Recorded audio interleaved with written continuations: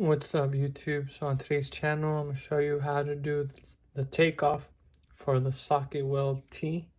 As you can see here, this is I believe it's a 3/4 by 3,000 pound socket T.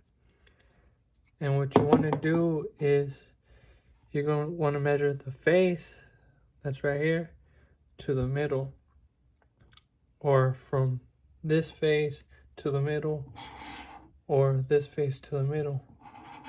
Anyway it is, it's all going to be the same thing. So what you want to do is mark the middle, as you can see, and measure it. And it's about 1 5/16 inches there. If you just switch it, or flip it, I mean, it's about the same thing on either side. So what you want to do is, since we found out that it's 1 5/16 inches, then you want to come and you want to measure the inside, which is about 9/16.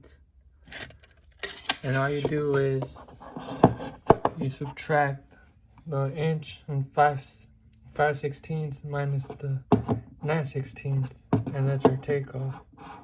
And I'm gonna show you the math on it right now.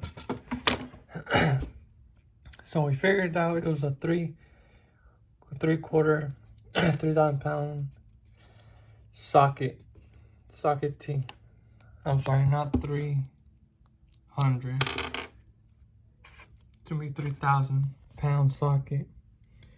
So it's gonna be 1 5/16 from the face to the center minus the 9/16 that goes inside, which is 3/4, plus your 1/8 of gap expansion for your gap, and it's going to be 7/8.